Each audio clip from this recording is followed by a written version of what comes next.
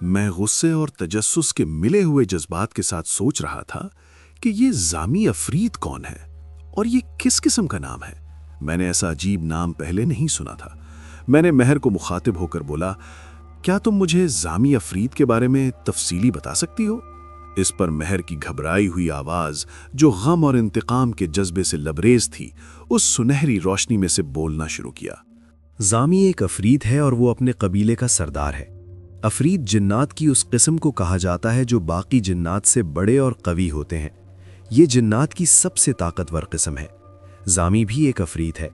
مجھے آج بھی یاد ہے جب میاں صاحب اپنی روحانی طاقت کو بڑھانے کے لیے انتہائی مشکل ریاضت اور چلہ کشی میں مصروف تھے۔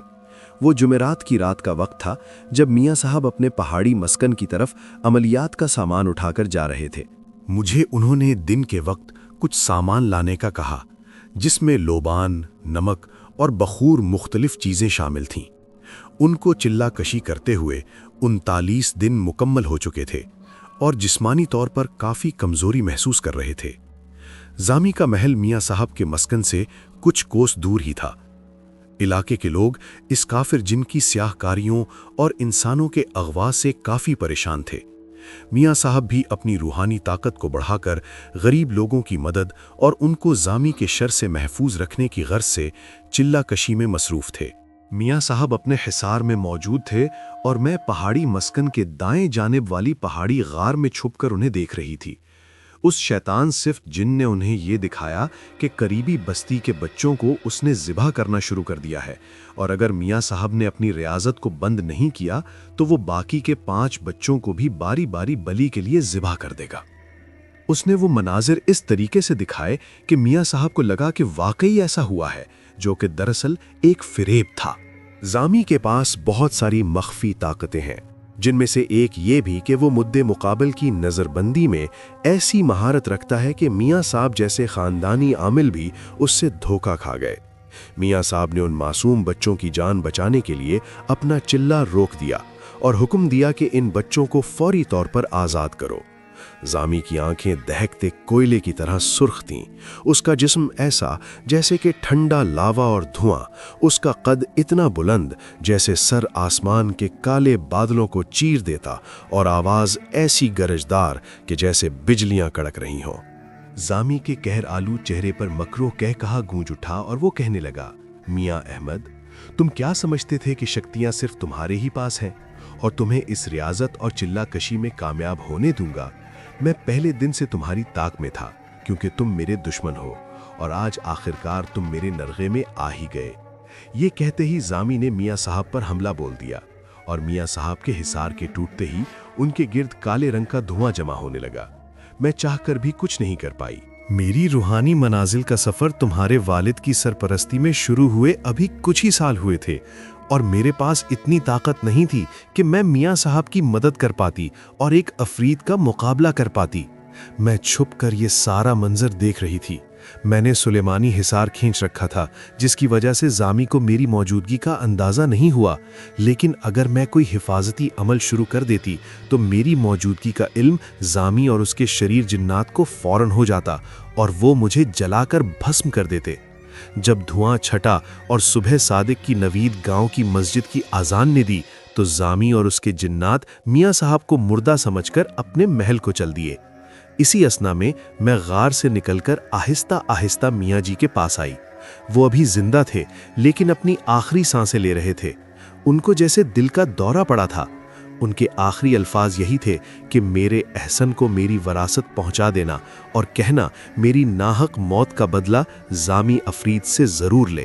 میں مہر کی ساری داستان سن کر آپ دیدہ تھا اور اشک بار آنکھوں سے مہر کا شکریہ بھی ادا کیا، ورنہ شاید میرے باپ کی موت ایک راز ہی رہ جاتی۔ میرے دل میں انتقام کی آگ بھی جل رہی تھی۔ میں نے مہر سے پوچھا کہ تم میری مدد کس طرح کر سکتی ہو؟ مہر نے جواب دیا کہ میں میاں صاحب کو چلہ کشی کرتے اور عوام الناس کی مدد کے لیے عملیات کرتے ہوئے دیکھتی تھی۔ وہ مجھے بہت محترم تھے، ایک استاد کی طرح۔ مہر کی آواز میں اداسی تھی اور میرے لیے لہجہ بھی شفقت سے بھرپور تھا۔ میں میاں صاحب کو عملیات کا خاص سامان، خوشبو یا اور علاج معالجے کی نایاب جڑی بوٹیاں لا کر دیا کرتی تھی۔ وہ ایک نیک انسان تھے، اس لیے میرے دل میں بہت عزت تھی۔ मैं उनके सामने हाजिर होकर उनसे कुछ अलूम सीखने की दरख्वास्त कर चुकी थी। मियाँ साहब ने मुझे अपनी शागिर्द की तरह कबूल किया और अपना मुवक्किल बना लिया। मैंने उनके बताए हुए कुछ वज़ाइफ को उनकी सरपरस्ती में ही मुकम्मल किया है और अभी इब्तदाई मनाजिल पर ही थी, मगर शायद अब हम ये मनाजिल एक साथ ही तय करेंगे, अगर तुम चाहो तो। मैं कुछ सोचो विचार करने लगा और जहन में आने वाले खदशात और सवालात के बारे में सोच रहा था। मैंने अपना पहला सवाल या खौफ मिहिर के सामने रख दिया और कहा कि मैं तो तुम्हें देख भी नहीं सकता, और तुम्हारी मौजूदगी का अगर फौरन एहसास हो तो दिल भी तेज धड़कने लगता है, लेकिन तुम्हारे बात करने के बाद सब कुछ फिर नॉर्मल हो जाता है। मिहिर बोली, तुम मेरी आवाज़ भी इसलिए सुन सकते हो कि तुम इस पुरस्रार अलूम के वारिस हो जो तुम्हारी ख़ानदानी विरासत है। अगर तुम इन अलूम से इस्तिफ़ादा नहीं करोगे तो ये इल्म भी मादूम हो जाएगा। जब तुम अपने दादा और वालिद के बताए हुए रास्ते पर चलकर अपना पहला चिल्ला मुकम्मल कर लोगे तो मुझे देख सकोगे। उस चिल्ले के बाद तुम्हारी आंखों से जिन्नात और इंसानी दुनिया का पर्दा उठ जाएगा और चंद मख्फी अल्फाज की मदद से तुम जब चाहो इस पर्दे को उठाकर हमें देख पाओगे। मैं इस रियाजत और चिल्ला कशी में तुम्हारी मुआविन हूँ और इसकी तमाम तफसीलात इस किताब में मौजूद हैं जो इस वक्त तुम्हारे हाथ में है। इसके ये कहने के साथ ही चमड़े की जिल्द वाली डायरी के औराक खुद ब खुद पलटे और मेरे सामने पहला चिल्ला और उसकी तफसीलात मौजूद थी। मैंने मेहर से कहा कि मैं वादा करता हूँ कि मैं अपने आबाई उलूम की विरासत के लायक बनूंगा और अपने बाप का इंतकाम जामी अफरीद से ज़रूर लूंगा। इस पर मुझे ऐसा महसूस हुआ कि जैसे मेरे कंधे पर किसी ने हाथ रख दिया हो। मैं उस हाथ का लम्स अपनी रूह तक महसूस कर रहा था और उसकी हरारत को मापने की कोशिश भी कर रहा था। वो ना ज्यादा गर्म था कि जलन महसूस हो और ना ऐसा कि जैसा कि एक इंसानी जिस्म का दर्जाए हरारत होता है। मैं उसको देख नहीं पा रहा था, लेकिन उसको महसूस कर सकता था और उस लम्स के एहसास में इतना सुकून था कि मैं कुछ देर के लिए जैसे वक्त की कैद से आज़ाद हो गया था। इसके साथ ही मेहर की आवाज़ उभरी, मुझे यकीन था कि तुम इस अमानत के सही हकदार हो और मैं वादा करती हूँ कि मैं इस सफ़र में तुम्हारा साथ दूंगी। इसके साथ ही मेहर ने मुझे पहले चिल्ले के बारे में आगाह करना शुरू किया, जो एक इंसान की आंखों से जिन्नात की पुरस्रार दुनिया के पर्दों को उठा देता है।